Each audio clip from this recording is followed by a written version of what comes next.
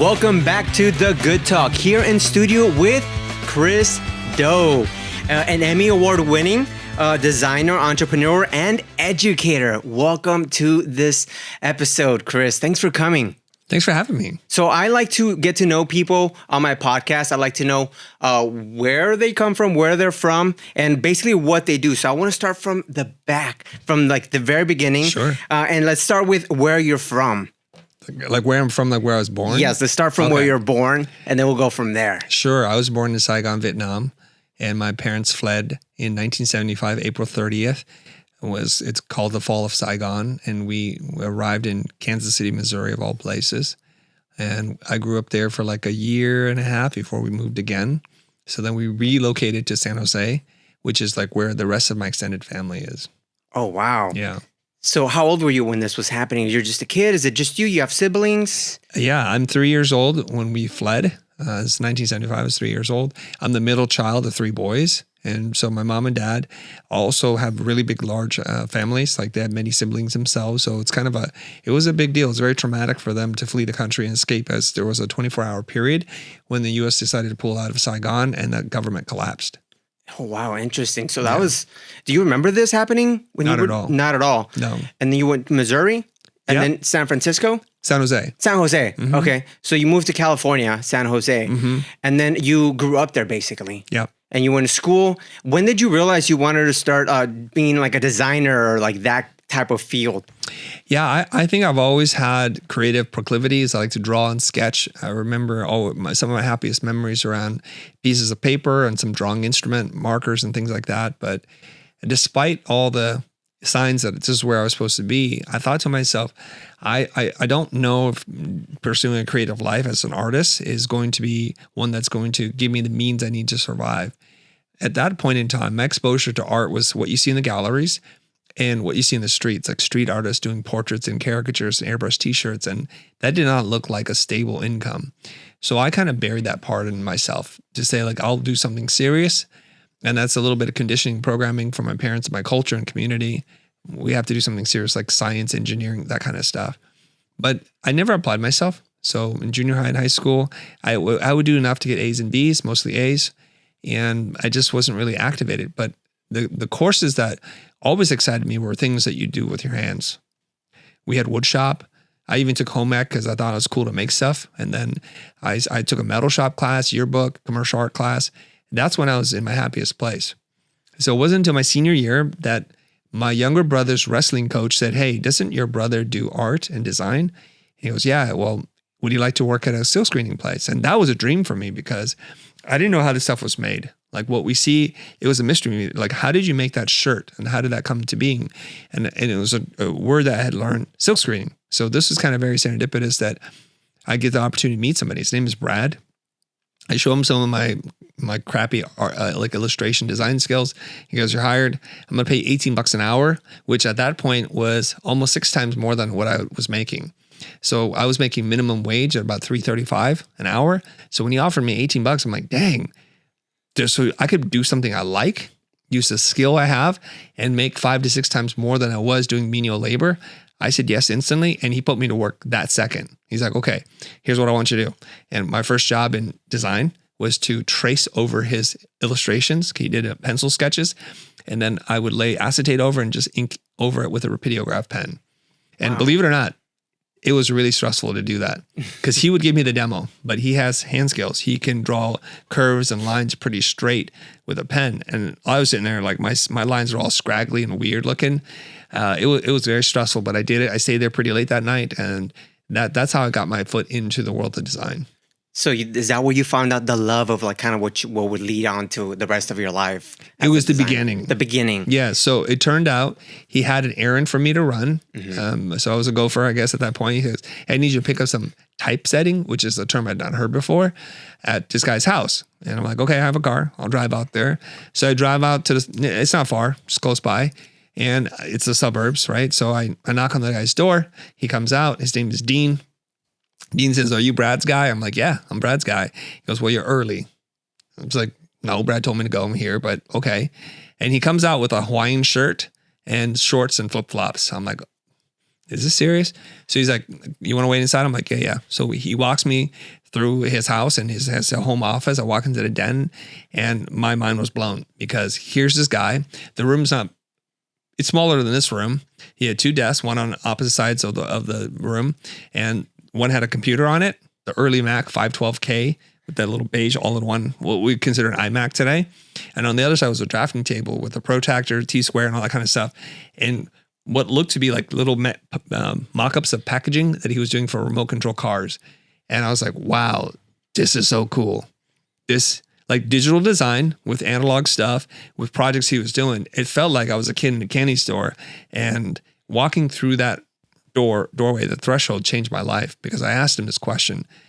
I said, Dean, do you have another job besides this one? Imagine I'm 17 years old, right? He looks at me like, no. And I said, and do you make enough to support your family? Because he had 2 boys. He goes, yes, of course. I'm like, wow.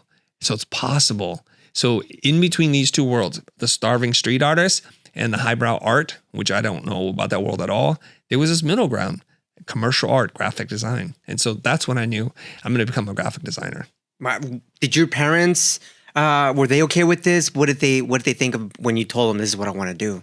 They were semi-okay with this. Semi-okay with it. Yeah. Did they have like any expectations for you to go to college for Absolutely. any other degree? What Yeah. were their expectations? Remember, we're first generation immigrant refugees. And so the idea is you must go to college. You must pursue something noble, something that's going to provide a stable income for respect and honor to the family.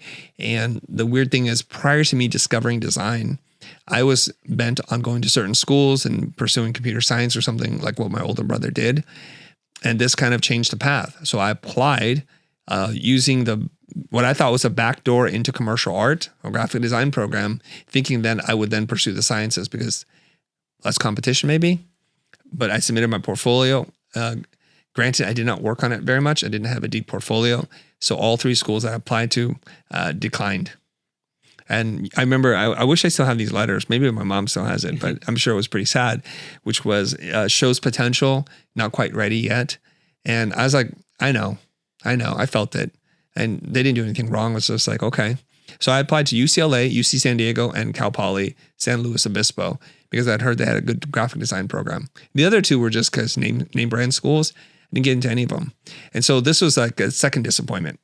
One was I going to pursue design, but I couldn't even get into school. And that brings a lot of shame. I didn't feel that shame, but I knew about it. And I just didn't look at it. It's kind of like my survival mechanism. Like I don't look into the darkness because otherwise you can get consumed in it. So then I had to go to what Asian parents would probably think of as purgatory. I went to community college to work on my portfolio so that I could apply to the art school that I wanted to. Did you like school growing up? No, not at all. Not at all. I excelled because I think I'm smart. I know how to listen. And so I could be doodling, putting in minimal effort, doing the crash studying right before the test and get A's mostly. Sometimes I'd get a B, but the only subjects that interested me were, oddly enough, physics. I like geometry. I like chemistry too because that was like applied math. Those excited me. Had I known that there's another career to become like a physicist or something like that, that would really excite me. But doing calculus didn't excite me at all. It's like so abstract and weird. Like, what's the application? But the things I loved the most were metal shop, home economics, a wood shop, and metal shop. Those are things I like doing. But the weird thing for me was the people that took metals in high school were what I would consider like the stoners. The people were into metal, and they had the jean jackets with the crazy hair and the crazy pants. And I always felt those people were my enemy. And just for context here, growing up in a predominantly white community, being an Asian person meant that I was the easy target for a lot of bullies, and they're mostly white. And so I was like, these are 2 different worlds. I just naturally didn't like them because I thought they were racist, and some of the people I've dealt with looked like them. But in this case, the people in metal shop were totally cool. They wanted to do different things though. I wanted to make sculptures. I wanted to make art objects. They wanted to work on like their bench press, like working on home gym equipment. Yeah. They wanted to work on their cars. They wanted to modify their cars. So here I am like, oh, this is a little bit too weird and dirty, but they're in it. They're arc welding. They're doing whatever they're doing. But I just like the ability to make something from your mind and turn it into an object. So after all those disappointments of not getting accepted, where did you end up going after all those disappointments? Well, I went to my older brother. He was going to UCSD. He had just graduated. We're 4 years apart. And he goes, I have to prepare for grad school and you can come live with me. He would say in his words, you can get away from the parental units. Like you gotta escape and figure out who you are and what you want to become. So I lived with him for a year, went to San Diego City College and Mesa College in San Diego, and got my portfolio together, applied to Art Center, got in, got a scholarship, and the rest kind of set me in motion. Okay. Yeah. And after that, what was like your first like business venture? Is that when you started kind of like realizing you can like make your own thing, be creative, maybe perhaps start your own business? Yeah. Well, in fact, throughout growing up, I've tried to start many businesses and failed. This is what I want to know. Yeah. I want to get into this. So from very young, I was like trying to like I'll sell holiday cards. You know, those programs where you can sign up and you go around your neighborhood, but I'm very shy.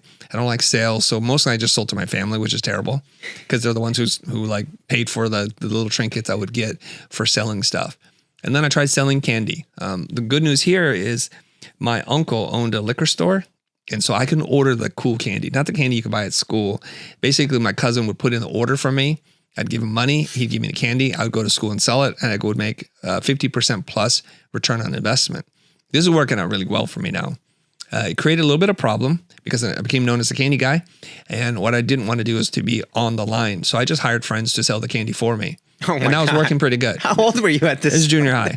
I already knew insane. I'm not the guy to sell the stuff, right?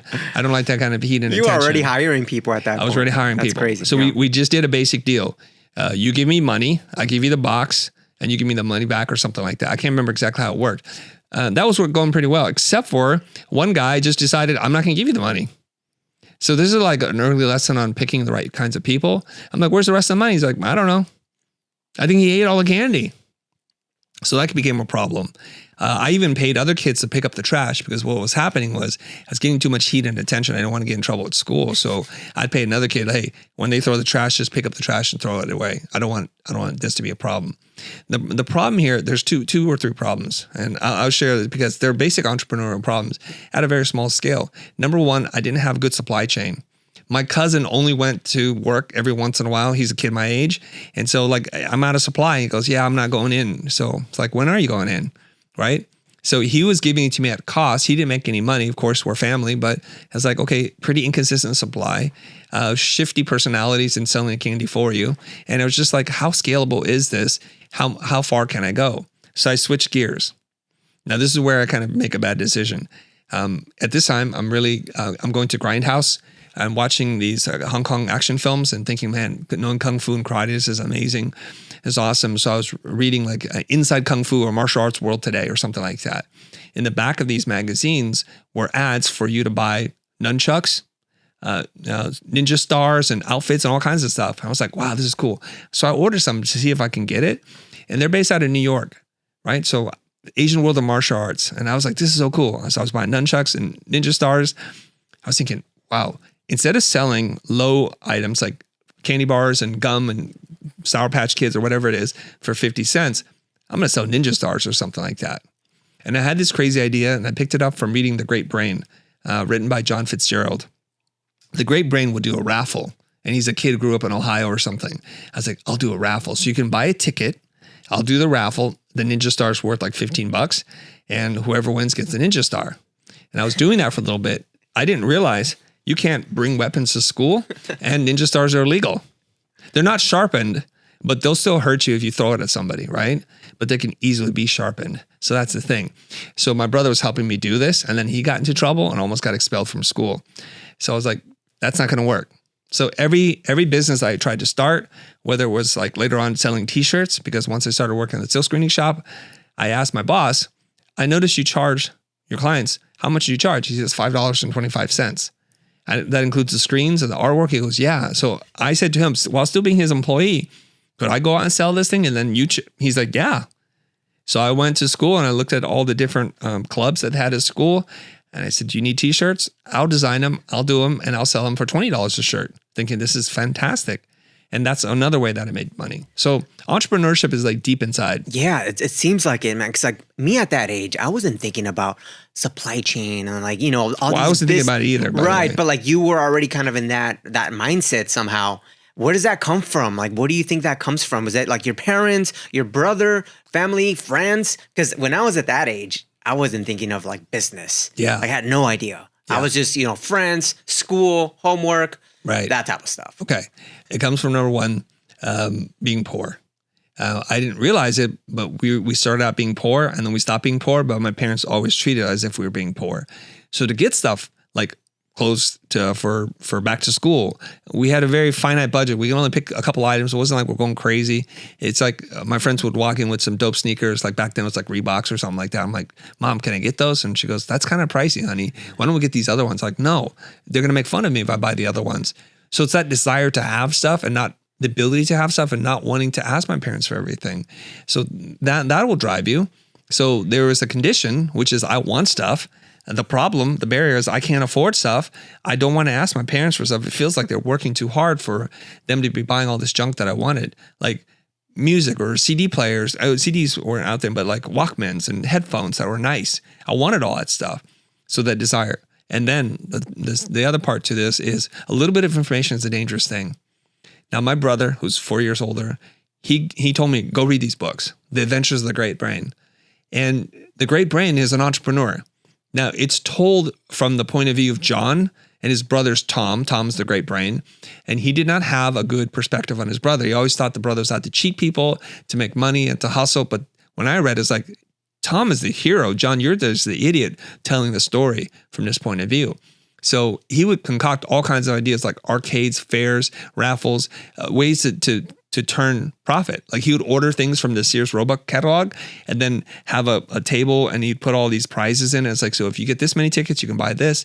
So all those things that were happening in the fictional world were ideas. It was almost like a blueprint, like, hey, there's a way to make money.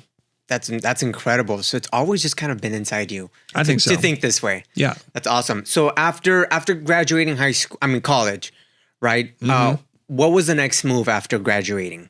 Like, what did you decide? Did you want to continue doing what you're doing with your degree or move on to something else to build another business? Yeah. So I graduated from Art Center in 1995 with a BFA in graphic design and packaging.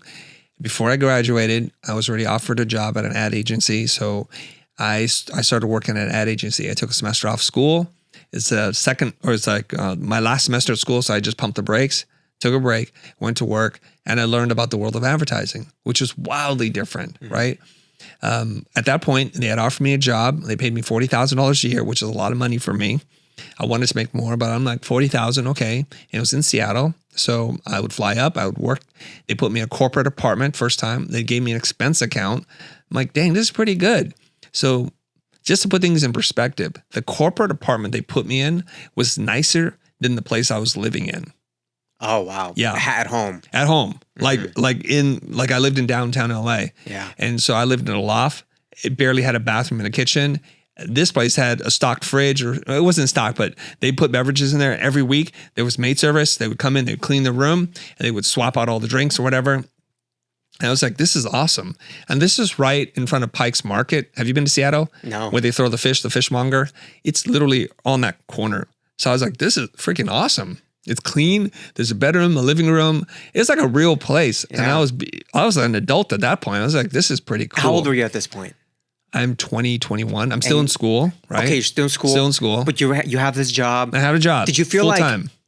Did you feel like you had made it somehow already at 22? Because you have, the salary, and then you have like this place that they're paying for with stocked food or drinks. Did you feel like you made it at that point?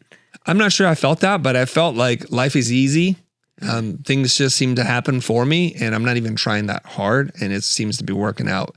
And to continue the story here, I want to say like a month and a half in, my boss, Kevin, he came to me. He's like, hey, I'd like to offer you like a long-term position once you're done with school.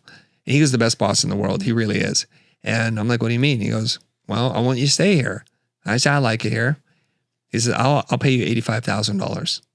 So I'm like a month and a half in, he's doubled my salary. I'm like, this is great. Things are working out. I couldn't figure out why he would offer me so much money and treated me so well. In fact, he's like, do you have somebody you're dating? You get homesick? I'm like, yeah. Why don't we fly her out here? And so they flew my girl out. What? Yes. And they would also, once I finished the 3.5 months, I was going back to school to finish my degree. And they said, we'd like to have you out here. So we'll fly you back and forth every week. Is that cool? So I arranged my schedule to be super light. I didn't even care what classes I had. I just needed to finish to get my degree. And so I was flying out every other weekend and I was just working. And it was pretty dope. I felt like, that sounds pretty jet dope. setting. Yeah. It's not like Mad Men, but it felt like Mad Men. Yeah. Right? Like the world of advertising. There's so much money in it. And they work so hard on just a few things versus like working really hard on lots of things. I was mostly just work on one account. And I'd work on an ad for like a couple of weeks, which bothered me a little bit. Because of the training I had at school, I'm used to a certain pace and rigor. Like I need 3 or 4 things. Let's crank all these things out. And literally they're like, okay, so the proof came back a day and a half later. Let's look at it. I'll look at it. I'm like, okay, this is pretty good. Let's change a few things. They go and change it again and then we're done. So it didn't seem like it was that hard because I didn't understand things about like media buy and getting clients approving things. It takes a whole process, right? It's a long process. So how long did that go for when you were like going back and forth traveling to this job? Now, here's what happened. So I'm going back and forth. I think about midway through my final semester, something happened at work. So an account that we were working on, that we pitched on, we were able to win. The agency won. It's for Silicon Graphics. And they brought in, they had to grow the team by quite a bit because it's a big account. And they brought in a new creative director and he's a copywriter. And he really wanted to work with his old partner who was in the Portland office. And he was forced, I guess, to work with me. And I just don't think he had a lot of regard for me because I'm a graphic designer. He's used to working with copywriting, art directors, people who are in the advertising space, and I'm not. Whereas Kevin saw something in me. He's like, I want you to work on my ads because I want my ads to look that good. And he valued that. And so it was kind of a weird tension that developed between me and my new boss. I was like, my world has just changed. I was intent on finishing school, coming here to work. And I felt a little bit like disrespected because there's a small team of 4 of us. We worked on the pitch. We won the account. Then they bring in senior people who then don't really want me to work on it. Right? So I was going to work on the ads. And then he's like, yeah, I just want you to use this typeface and do it this way. And he's a writer, okay? So I know where it's coming from. It's coming from his old partner from the other agency. So I said, why would we do that? He didn't have a good reason. He is, I like that. I said, well, I don't. So you know what? I feel like I'm just hands and I don't want to be hands. So I'm going to respectfully decline to work on this. You seem like you know what you want to do. And you have to imagine, he's probably in his 40s. I'm a 22-year-old snotty kid, still not out of school yet, telling him I don't want to work with him. And so I can almost like visualize the steam rising in his face, and he was just shocked that I'm just this noob telling him I respectfully decline. I'm not going to work on this. It doesn't seem like you need a creative person to work on this. Okay. Because if I can contribute that way, I don't want to work on this.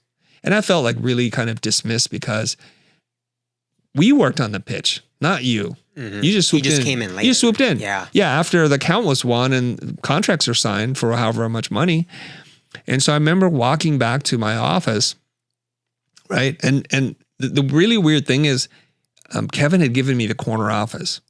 He treated me like a prince. Yeah. What do you think it was I about worked him? next to the closet, okay? Literally, I worked next to the closet. You got out of the elevator, and my partner and I, we were jammed into a closet, no windows, no natural light.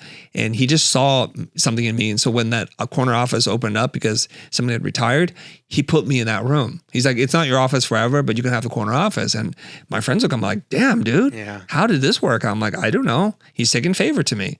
So I'm walking back to my office. And of course, the phone rings immediately. Because you can imagine, like, I know I'm getting fired. It's cool. I know. You thought that was... For sure. I thought I was going to get an earful, right? And because I just told a senior creative director to basically take a long walk off a short bridge, I knew what was going to happen. I was aware, but I'm a like fiery, emotional, stubborn, cocky person at this point in my life. Not to say I'm not anymore. So I pick up the phone. I'm like, hello. He goes, hey, Chris, it's Kevin. I'm like, I know. He goes, I just talked to XYZ. He told me what happened. He goes, you know what? I'm sorry. I'm like, what? He's like, I'm sorry. I'm like, he goes, why don't you go home, take the day off? Let's talk tomorrow, okay? And I went back to, okay, I got my stuff. I left. I went home to the apartment. And I sat there and I was thinking, this is a sign from the universe. This is not your job. Because you're living in a world where only one person respects and likes what you do. Everybody else thinks you're some kind of leper. I'm like some bastard walking into this with my design background. I don't respect the art and the game of advertising the way they respect it. And I felt very much out of place at all the parties. Everybody's so witty with their language. I'm super socially awkward and weird. I'm just standing in the corner. I don't know what to say, right? And they all kind of understand the game, and I'm so outside. And so that was just the push I needed. So the next day he calls me. He's like, how you feeling? Do you want to come into work? And you need more time off? I'm like, and I told him, Kevin, I think I'm done here. And I explained to him. He goes, I understand. He's super respectful. He did not push me. He's like, okay, cool. Go back to school. And he tried a couple more times to hire me, and I was done. You're done. I'm done. So you pretty much quit. Yeah. On your own. Yeah, he offered me a job, and he even said at that point, I really want you here. You can run your own design company. Just work 3 days a week. Wow. He was giving, every concession. He was giving you so much opportunity. He gave me everything a kid could want. Now, for many years while I struggled running my own company, afterwards, I was like, did I make the right decision?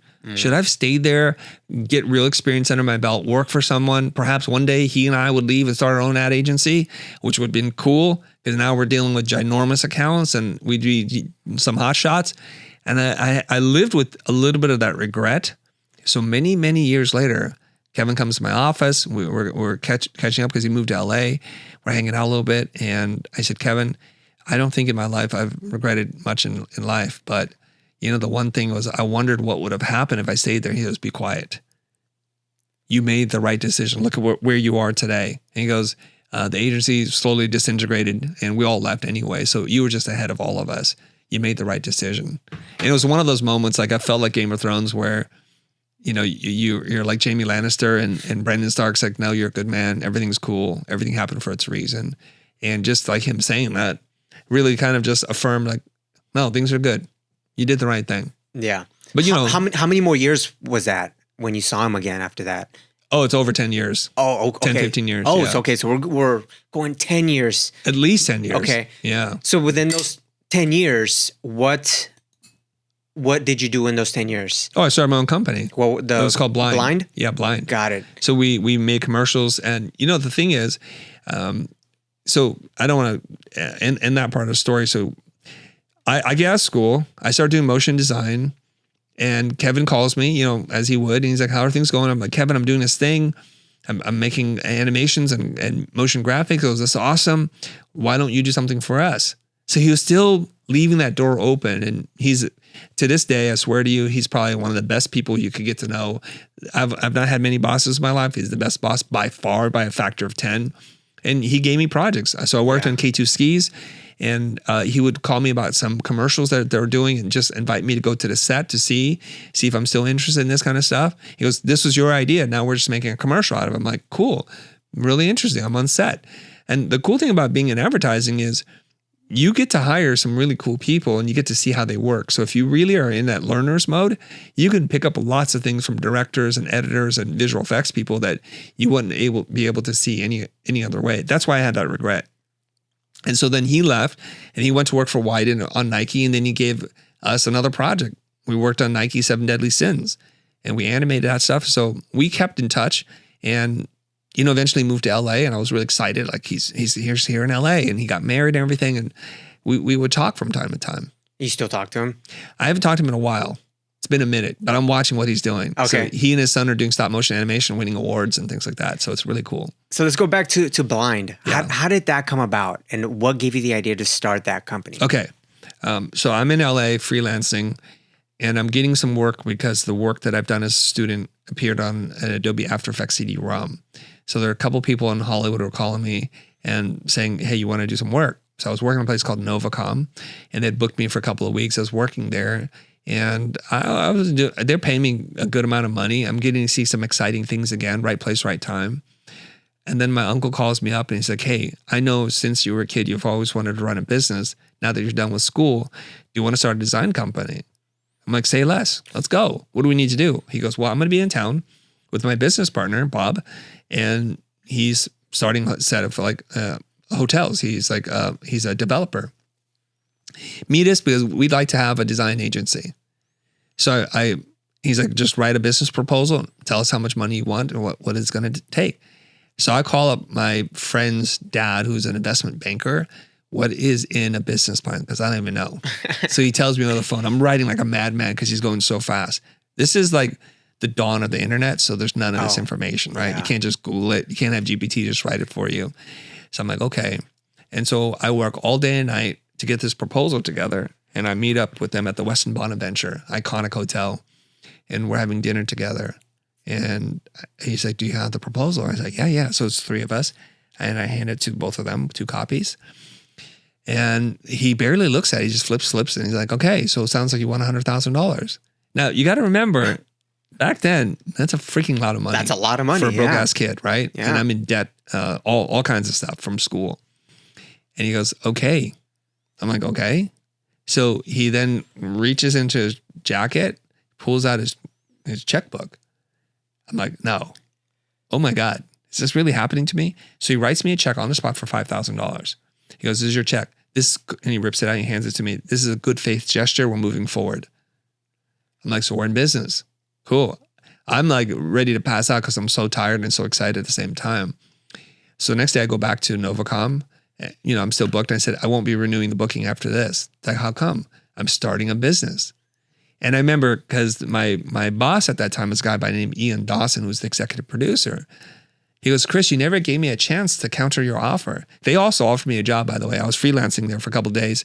And he's like, we want to hire you, kid. We're going to offer you $45,000. And I was like, my last job offered me $85,000. This is not going to work. And I turned that job down. So I said to him, no, that's not going to work. He goes, what do you want? I said, it's going to have to be a lot more. It's going to have to be around $85K. And his eyes just bulged out. I was like, what? I'm just a new grad. Again, back then, $85,000 would have been a lot of money. Yeah. And he goes, let me talk to the owners and see what we can do. So when I tell him, hey, I'm leaving, I'm going to start my own company, he's like, Chris, you never gave me a chance to counter. I'm like, well, that's how opportunity works. I have a better offer. I'm going to start my own company. He goes, well, I want to wish you good luck and everything. I know what he was saying. Now, Ian and I are friends. So Ian, if you listen to this pod and you're like, that's not what happened, you tell me. He was saying good luck, like, good luck, we'll see you back when it doesn't work out. I just felt it. He didn't say anything. I'm not saying this is fact, but this is just a feeling I got. Like I would say to a young kid, like, Chris, I'm not working for you anymore. I'm going to go set the world on fire. I'm like, good luck, bro. Yeah. Good luck. We'll see you, when you need work again. So the cool thing about these work experiences I've had, and there's one other work experience I had. I worked at Epitaph Records for like a month and a half and I quit. The 3 places I worked at, Cole & Weber, the ad agency, Epitaph Records, and at Novacom, were places that then sent me work. That's how I got work. It's okay. Yeah. So later on. Literally they would call me up. Like Kevin gave me work, right? From the ad agency for K2 Skis, for Nike and some other things. Some of the guys at Epitaph Records called me up and was like, hey, you want to work on this thing? Which turns out was not a good thing because they became enemies of Epitaph and I didn't realize what the politics. And it wasn't cool. And then I kept working with Lewis Hall and other directors from Novacom, who kept sending me work. And I was just doing it at the studio. So I was propped up. Things were going. I share that because wherever you go, make an impression on the people that matter and build relationships. Don't burn bridges. This is very important. So I want to build roads. So they just saw me as some probably young phenom who could design and hustle and do my thing. And so they just gave me work. It's what fueled the initial part of the growth of our company. Yeah. Do you think you burnt that one bridge with that guy that you didn't really like, or he didn't really like that you? Bridge was burnt on purpose. Yeah, on purpose. I torched the boats, the bridge. I've never spoken to him since. Okay, got you. And ever since then, you've been build more relationships that helped you with the business of Blind. Yeah. So how long was that business? Was it still a thing, or? That business went until This like 2019. Okay. The reason why I say that is because December 2018, the future's starting to take off. And I decided with my team, let's just focus on the future. So we're going to turn on all new client work. We're going to finish all of our obligations. We're going to tell our reps we're not in business anymore. We're good. And we'll just keep the website going. And so we had to make some tough decisions. Like one of our clients that we love so much, they did advertising for Xbox. There were some monster sized projects that we would have just prayed for prior. But because we said we're not doing new client work, we turned both down. It wasn't quite $1 million combined, but it was a lot. It was a lot of money. Jeez. So was that when you realized that like your personal brand was your business in a sense? No, it took a long time to figure out that this personal brand was a thing. Okay. So after you started the Future. Yeah. We started the Future, I think in 2016. Previously, it was called The School in 2014, and we split up, my partner and I. So I had to rebrand and do my own thing. So 2016 is the official launch date of the Future. And we had a product. We would create information products. I taught people how to design with typography. To this date, I think it's still our highest grossing course, over $1 million in sales. And it is something I'm very proud of. And so I wasn't thinking personal brand. I was just like, we're educators. We're going to make products and we're going to sell products. It's not until much, much later that I'm like, there's this thing called personal brand and I need to investigate this. Yeah. And then did you start like dressing differently? Did you start like coming up with your own look at that point? I did that from the jump. From the jump. From the jump, beginning. because even when I'm making commercials and working with clients, I'm making decisions about how I present myself, right? As a creative human being who's an entrepreneur. And I was dressing the way I dress, but it wasn't what you see today. It's an evolution. Right. So I remember I was at Art Center and there's this thing they call like 3x3, which is they invite 3 notable speakers, alumni or somebody to talk about some subject. And I was sitting in the back, the LA Times Auditorium Center. And at that point, I had been teaching at Art Center probably 10, 11 years at that point. And there was a young woman sitting somewhere around here to my right. And she goes, and we're just like talking as, you know, people are talking up front, just whispering. And she's like, do you know who Aaron Draplin is? I'm like, no. And she took offense. And she's like, you don't know who Aaron Draplin is? I'm like, no, I think I've heard his name, but I don't know. And Aaron Draplin is like this emerging folk hero for graphic designers. He did a TED Talk and things like that. And I think she was thinking that I was like trying to hi-hat her or something, like I'm too good to like know who your heroes are. And so she thought I was fronting, like, of course you know who he is. So I go home that now of course the internet's a thing, and I look him up. I'm like, I'm watching his videos. I'm like, man, this guy's got something going on. He did his TED Talk in Portland, and I was watching it, and I watched it probably at this point 30 times. And I studied it. I'm like, okay, there's something interesting. This person, this young designer is going to school, knows about Aaron. Aaron probably doesn't even know who she is. And she's so adamant about you knowing Aaron that she felt compelled to tell me, right? And we're entering a new era. Prior to that, we would look up to our design gods, our design heroes, people who won the awards, who are featured in magazines and books all the time, the legends, and they would pack the house when they came to speak. But now we're transitioning to the digital era where we don't need anyone to anoint us as being worthy. We can create our own fame. So I studied Aaron Draplin, and there's another person who's kind of like a big deal. His name is Stefan Sagmeister. He's like a conceptual designer, thinker, artist, and he's brilliant at creating attention and media for himself. I'm like, there's a highbrow guy, there's a lowbrow guy, a guy who wears a jean jacket and doesn't like to wear pants, and there's a guy who's like going to exhibit in the museum. And so I studied both of them, and I found a massive amount of overlap with what they were doing. I'm a very analytical person. Remember, I thought I was going to do computer science and engineering. And so I'm looking at this, I'm doing my deep dive, and I start to see a formula appear. And I was teaching my community, the Future Pro group, about if they wanted to raise their profile.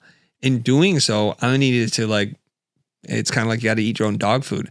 I can't tell you to do something and not do it myself. Simultaneously, a couple different things were happening. The Future as a brand, as a company, was getting a lot of attention. And when I would go and speak, they would introduce me as the most famous designer. I'm like, who are you talking about? Are you talking about me? And so I started to realize how people's perception of me changed. Mm-hmm. So for 95 to 2018. So for 18 years, I did some of the best design motion graphics work in the industry. When I say I mean my whole team. Our company did. But outside of a small circle of people who are interested in this, no one knew the heck you were. Yeah. All of a sudden, you start doing content on YouTube. Now, a lot of people know who you are, and they don't even know that I had a company that I taught. They just know me as a YouTuber. So something, like I had to wrestle with my own identity. Am I a YouTuber now? This is kind of a weird thing. I felt like that was a dismissive way to describe this work I've done, but I started to embrace that. So it was a journey. Yeah. Yeah. And now you have your identity that's been built over so long. I saw a post, I think you just recently did, that you don't drink, you don't smoke, that you've never done any drugs. Can you expand on that and why? Yeah. So I was out on a fishing trip recently in the Canadian wilderness, and my friend Josh is like, Chris, I know you say you're not religious. Like, he's a born again Christian. He's like, I know you're not religious, but this idea of you not drinking, swearing, smoking, doing drugs or anything like that, I feel like you're a Christian and you're just not wanting to admit it. I'm like, whatever. So he goes, why? Where'd that come from? Look, here's the thing. I've never drank a drop of alcohol. To the best of my ability, I've never sworn. I might have slipped a word, but it was never my intention to do that, right? Because sometimes you say shoot and something else comes out, right? So I've done this, and I didn't realize it's a thing called straight edge, which like some punk people used to do. And I think it also includes veganism, but I'm not sure. Okay. I do things because I think about who I want to become in the future, and I just take that path and I just focus on that. So I was talking to this young lady, Linda Lee, and I was chatting with her, and she goes, you know what? I think self-discipline is the highest form of self-love. And those are bars to me. I'm like, let me just think about that. Self-discipline. So aside from not doing things, I do other things, meaning I watch what I eat. I try to stay away from processed foods. I don't indulge in desserts. I stay away from dairy. I don't eat too much red meat. I exercise on the regular. I take good care of my body, my mind. I read books. And so it's not just like I'm giving up things. I'm also getting other things. And so I think that is this whole idea about how I want to live my life. And I want to be a good example for my children. Mm-hmm. Now, I don't judge you. If you drink like a fish, I don't really care. That's your thing. If you want to smoke pot, you want to do lines of coke, that's your thing. It's your body. You get to decide. I'm just going to do what I feel is right for me. Point of contrast, my wife, she drinks. Her dad drank, so it's part of their culture. It's totally cool. My children, none of them drink. They're all adults now. They can drink, but as far as I know, none of them are drinking. I've not heard them swear. So it's kind of like an interesting thing. Like, you become a template for your children to follow or not follow. It's up to them. And they can do whatever they want. They can party like rock stars. It's not really my life. This is my life. How did you not fall into like any peer pressure growing up, like in college or, your years? I'm sure you've been to a few events, social events where it's like, hey, come on, just have one drink or have one hit or something. How do you not fall into peer pressure? And what advice would you give to the young people that have that peer pressure going on right now? Yeah, I think young people, especially who don't have a strong sense of self, I won't even call it confidence, but a strong sense of self, they can be influenced quite easily. What I've learned through parenting and learning from psychologists and people who help with child development, they say that when your child has a strong will, don't break them of their will. So if they're really stubborn, they want to do something or they don't want to do something, what parents want to do is impose their will on their children, so they break their will. He says the danger of that is a strong will protects them in the world. A will that's easily broken or is used to being broken can also be influenced by peer pressure. So it's like, hey, put this in our drink, or hey, do this weird thing. Let's like haze these guys or do whatever. They're like, okay, it's this whole crowd mentality. A couple of things. Again, Asian refugee immigrants, I wasn't allowed to go to parties. Parties didn't really interest me. So it's not into like college that I'm invited to parties. I would go. Some people would drink. It's fine. I don't really care. If they're doing other things than that, I didn't see it. I didn't look for it. And I would feel uncomfortable and I would just walk out. That's all. So I remember one time there was a girl I was attracted to in college, and I was like, we're all meeting up at the bar. I'm like, I've never even been to a bar in my life, but I'm like, I'll be at that bar. And so I go to the bar, and of course everybody's drinking, and the bartender's like, what do you have? I'm like, sparkling water. He's like, cool. I mean, how much do I owe you? He goes, nothing. He assumed I was a designated driver and I was being a good kid. So I'm like, wow. So I get to go and hang out, and everyone is kind of like not making great decisions, and I'm the sober one. I felt like that's an advantage. So they're slurring their speech, they're doing whatever they're doing, and I'm the one who has all my faculty about me, and my drinks are free. So like, this is pretty cool, right? So the only time I've ever felt the pressure was, I guess, 2 times. One at my own wedding. So in Asian culture, it's not considered very manly for people who don't drink. It's a matter of your manliness, your manhood, for you to be able to outdrink everyone. And they cheer each other on. They do this thing, and they're falling into some kind of trap, I think. So I look at that. I'm like, I'm good. And they're like, you don't drink? Oh, you're not a man. I'm like, okay. Your words don't really affect me. I'm cool. And the other time was when we were in China. We were on a, I think, 4-city tour. I was like speaking and talking. And we went to this really super cool school. And the dean or professor of the design department, he invited us and his other teachers to go and have dinner together.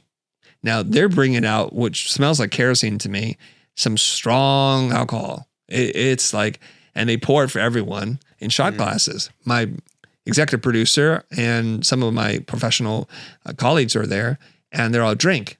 They gave you everybody. Yeah. They just pour it, and it's spilling all over the place. This is how they do it, right? And they're cheersing each other, whatever. They're toasting each other. And I'll look over to my executive producer, and they're telling him, "You must drink. You must drink." And of course, he drank. No. They're telling it to him. I can see it's coming to me. It's coming to me, right? And he said, "I don't drink." You must. I'm like, I have never. When you say I have never, it changes the whole conversation, because they're like, we're not going to be the ones who break you. But if you drank before, you must drink, because it's like not cool if you don't. Gotcha. Yeah. Right. And I was looking at the woman who was with me. She was drinking too. And she has a whole trick. She doesn't drink, and she puts it on her plate, and she just pours over the side, or she don't care. She's like, I'm not drinking.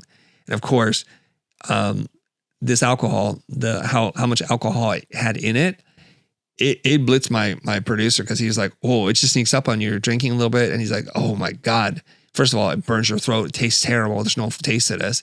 And here I am drinking because he had to. So I think when you say I've never drank, or I'm whatever, they're cool.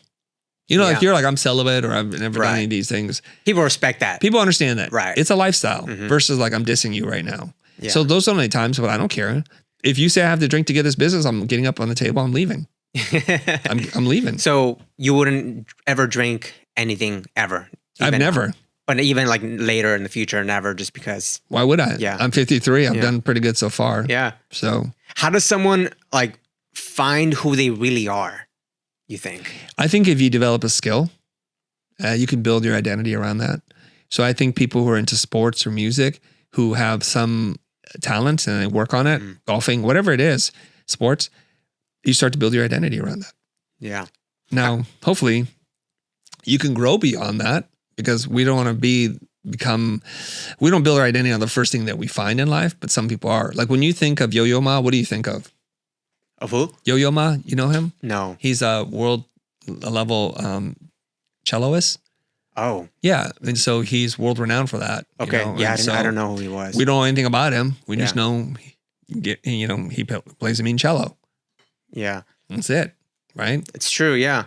I mean, I've with the skills I've built, I always kind of knew I wanted to do what I'm doing now as a video producer, and now obviously studio stuff. But yeah, skills are very important. How did becoming a father like change your view on business? My wife and I had children a little bit later in life, because we both didn't have the desire to have children. And I told myself when I was a young man, I said, first, be a good husband, make sure your relationship is stable, and then make sure you're financially and you're financially able to, and your maturity can be that you can be a father.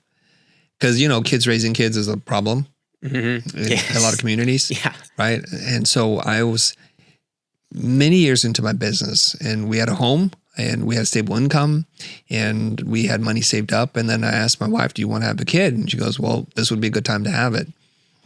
And so we have our first kid. I think she's 36.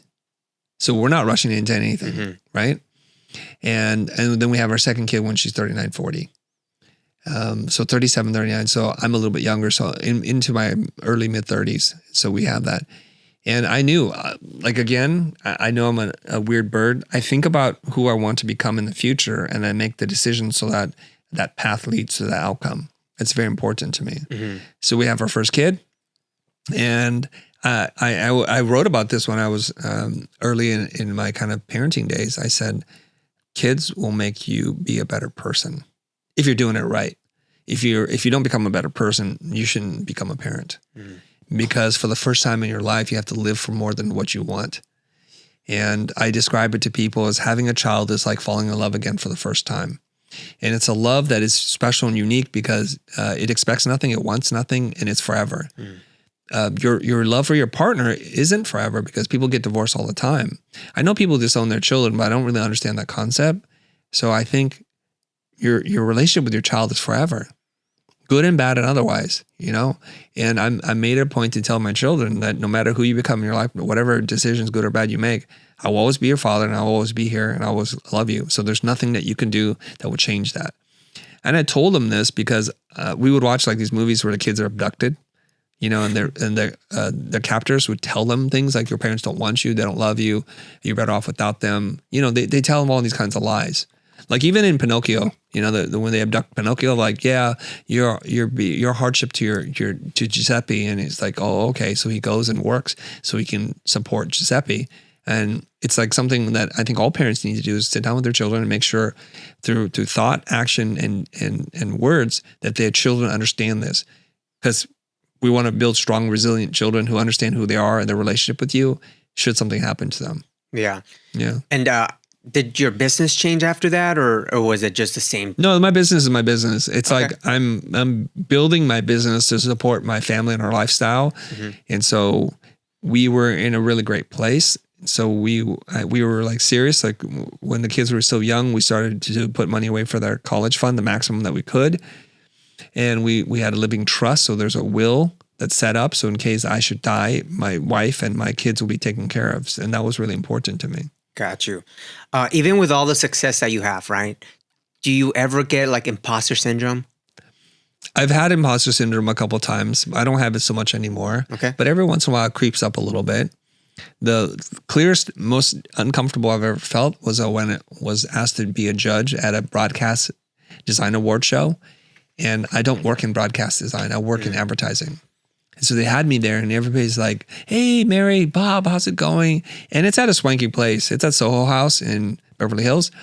And I was like, this is not my vibe. This is not my scene. What's going on? And it just felt so weird. They're all at the bar having a drink. We haven't even started judging yet. And everybody's like, so who are you? I'm like, yeah, who am I? And so I felt like I just want to jump out the window and get out of there. I'm still in my kind of super socially awkward, antisocial state.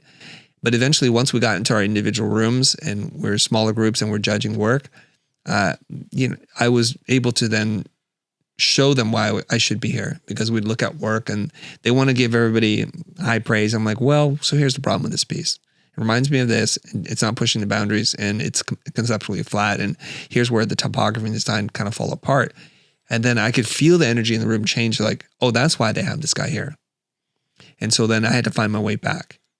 Yeah. Yeah. So there are times when you feel like if I was in a room full of jocks or in front of a bunch of DJs, like, okay, why am I here again? But that imposter voice gets quieter and you're able to kind of sort it out much, much quicker. You think you overcome it just with more confidence? More skill. More skill. I want to make it very clear. Okay. Because confidence is nebulous. It's very hard. It's an abstract concept. But if we work at a skill, we can fall back to that skill. Sure. And the more skills that you have, the easier it is to fall back on multiple skills. Got you. Right. So what did I fall back on in that situation? I fell back on the fact that I've been teaching for years. I know my way around design and typography. So when there was a question about why are you in this room, nobody said that. It was mostly internal voice. Well, now we're going to look at this work. I can critique this work. I can tell you why this should deserve the gold prize or this should not be worthy of our consideration. And I can be a bit of a cantankerous, opinionated person when it comes to work because there's excellence and there's not excellent. And I'm pretty particular about what I would consider excellent. Yeah. Is there a recent L that you've taken recently that has humbled you or taught you anything? A recent L, like a loss. Oh, loss, an L. You know how people say nowadays, we took an L. Yeah. Anything that's, maybe like an L that you've taken recently, or maybe even in the past that you learned from. Well, in the past, it would be like showing up for a pitch and thinking you did your very best and not getting the gig.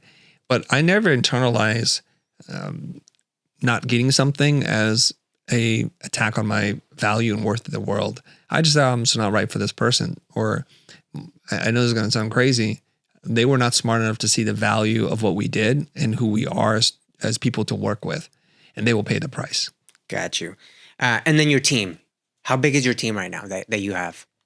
Is it pretty big? Our team is pretty small. Pretty small? Yeah, we've scaled back because full transparency, the information product world is like collapsing. Because of Chat GPT and because of AI. I want to talk about that too. Because of a lot of courses and course creators, and the marketplace is very noisy. Yeah. Once somebody's early in and they discover something good, eventually the middle majority get in, and then the late adopters get in, and then it's just out of control. So everybody has a course, everybody has a coaching program, everybody has a mastermind. Yeah.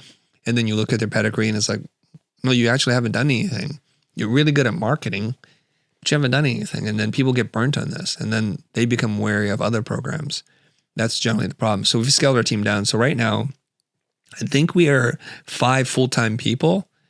And then we have 3 independent contractors who run their own companies who work with us to help us with media and production. And how do you balance your work life with your personal life? Is that like a big balance, or is it like just weaves in together? How does that work for you? Yeah, I don't believe in work-life balance. Everything in moderation leads to a life of mediocrity.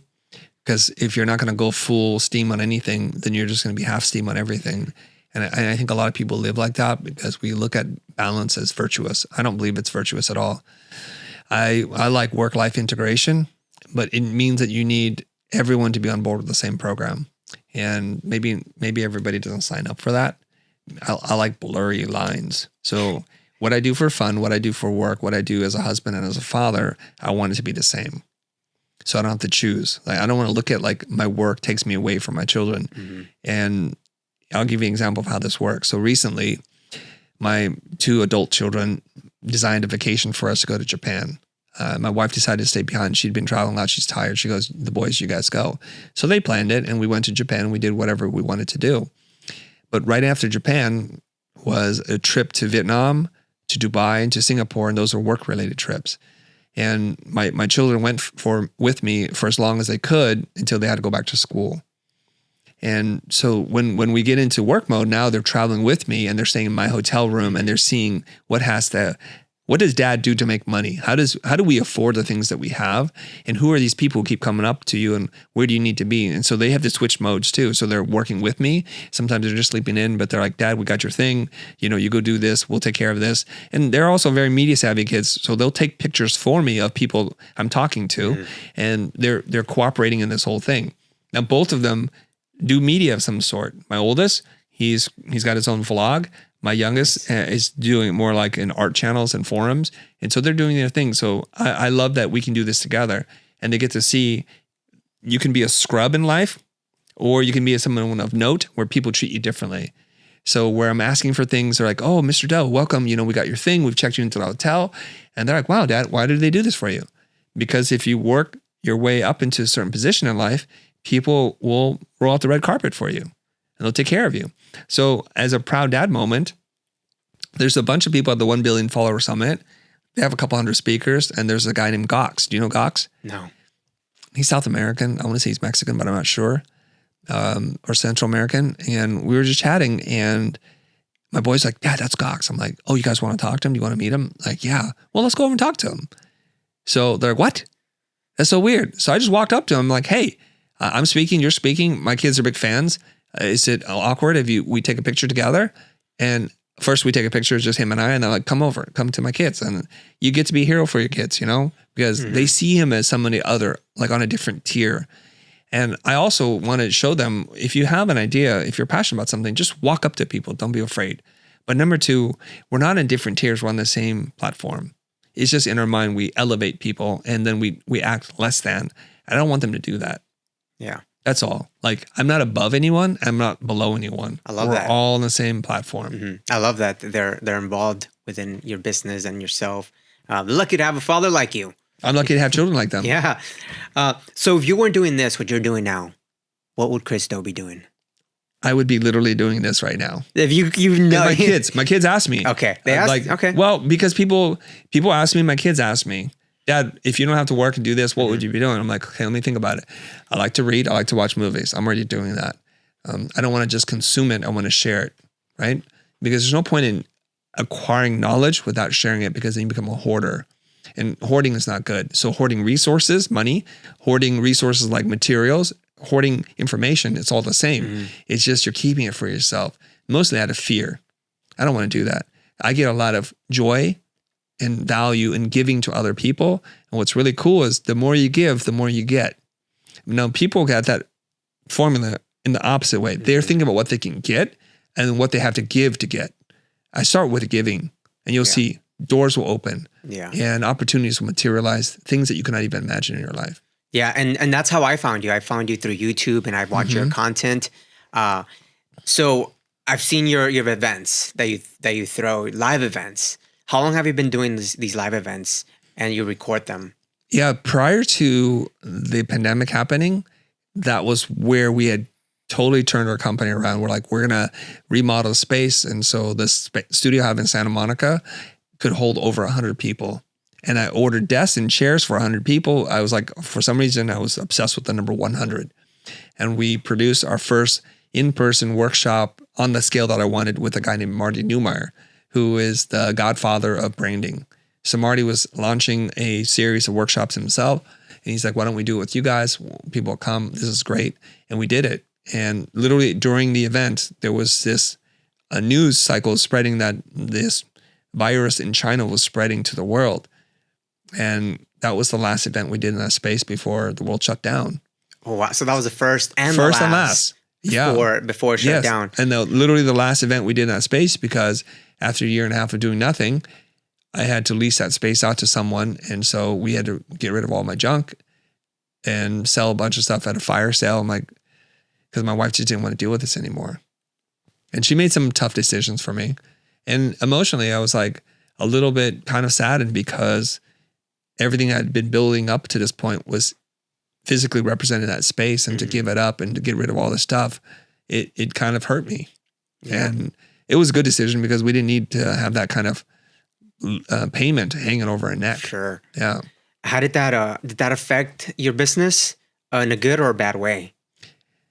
It had both good and bad implications, because I was building up to do in-person stuff. Right. And I wanted to record and stream for the internet, the world to learn from. And it just totally side-railed everything. Yeah. So my entire team went remote. People just scattered like the wind. People moved overseas. People moved East Coast. They're all over the place now. And so now we don't have this physical hub.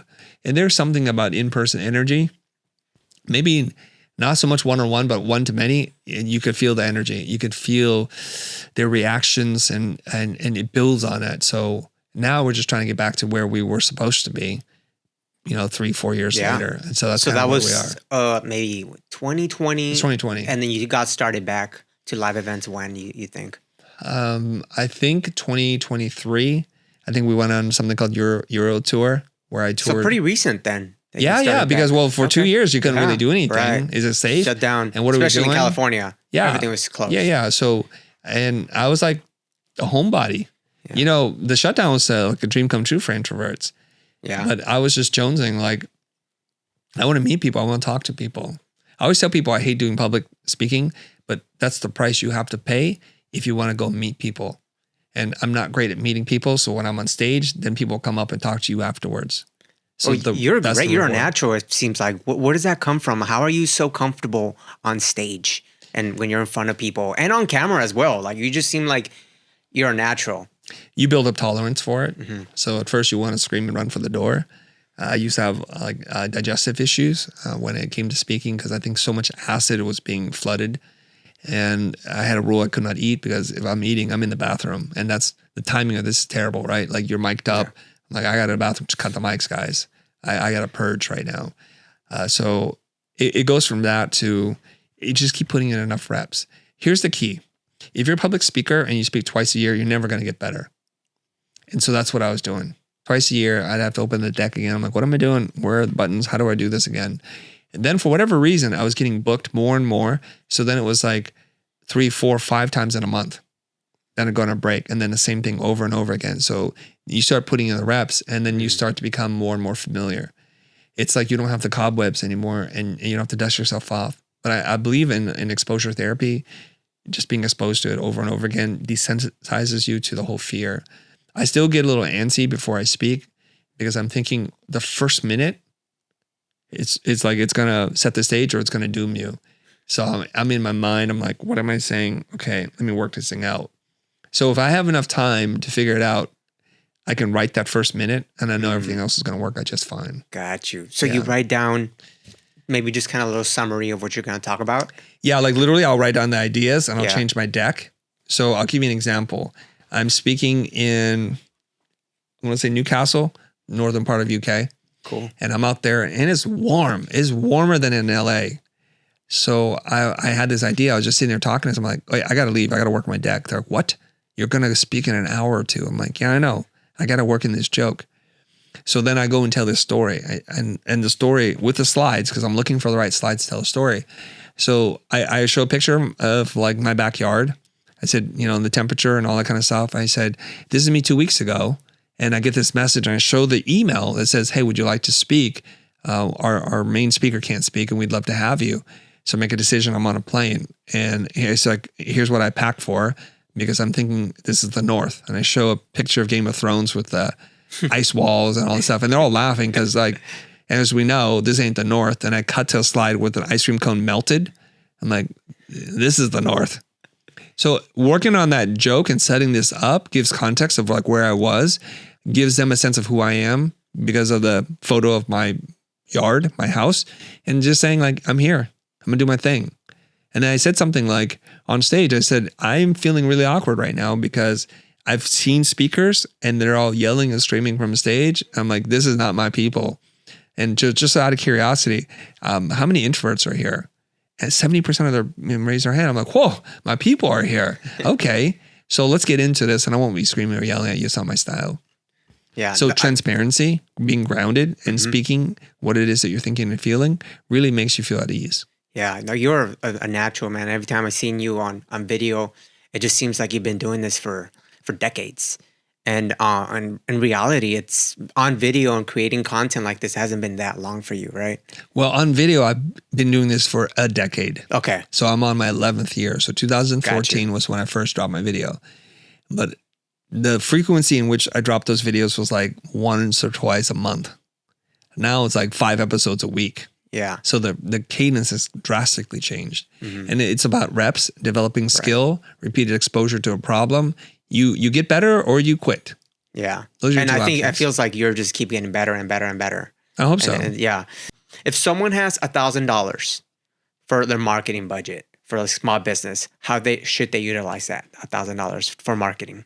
Okay. The money at $1,000 is almost irrelevant because there's not a lot you can buy. So I would say you don't want to spend any money.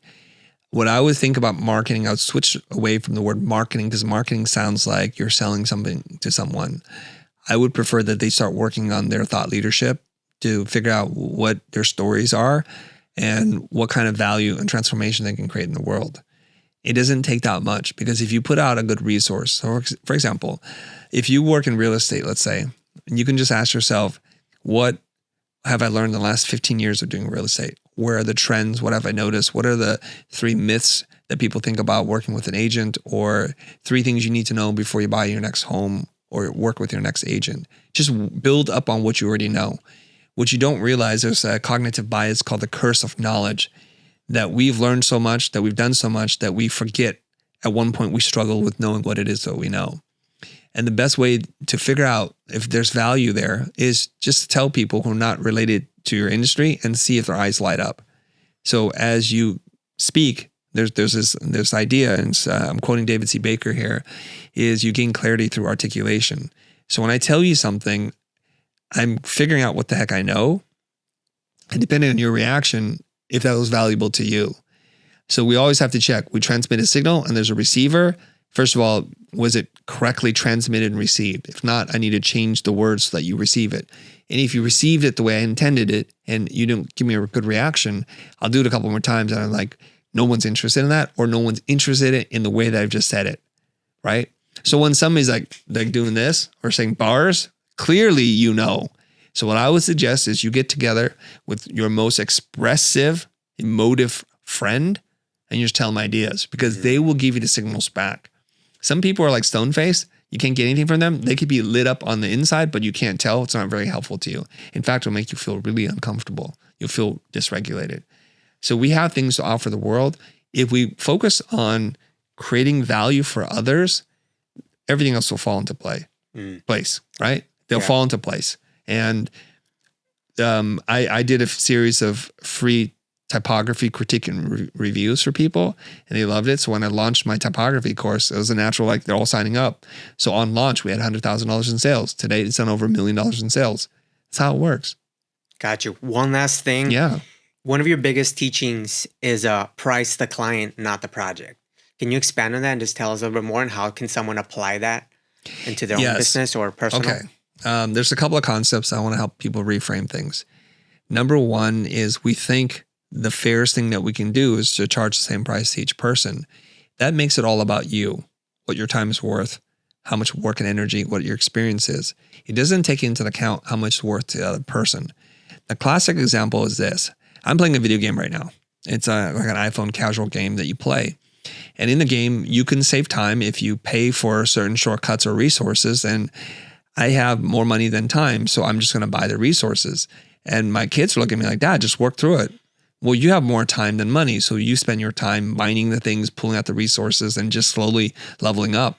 But in a matter of playing it for months, I've zoomed past people who have been playing this game for years because I have now more money than time relative to what they have. So you see, we value things differently. It's very subjective. And this is what we don't take into account when we charge a flat rate or if we charge hourly. It's all about us. So what we need to do is we need to find people who have a big problem, a big pain that they desire an urgent solution for, and they're hungry for it. When we find those people, they're going to value things differently. And it's kind of like the fairest thing I can think of is, let's say it's donation only. Pay what you think it's worth. So we go to museums. It's valuable, you put some money in. If not, you don't. And that's very fair. So if we just take it on a business level and we, in the creative space, we're designing logos or websites, we need to understand from that person, what's the pain point that they're feeling around this? And if we solve that problem for them, what's it worth to them? They get to name their own price. If you learn how to have this conversation, they're not going to just say the lowest price. They're going to say what they think is fair. And oftentimes what they think is fair is way more than what you have asked for. That's what it means to price the client and not the job. Got you. Well, Chris Do, thank you so much for coming onto the studio, onto my podcast. I really appreciate it. Where can people find you? I'm all over social media. You can find me. I'm at the Chris Do. Last name is Do, D-O. And the company's name is The Future, F-U-T-U-R. There's no E at the end. And is there any live events that you want to plug that are coming up that people can attend? I'm posting all kinds of things on social. So if this conversation tickles you, just follow me on any one of the socials and I'll make sure to announce it.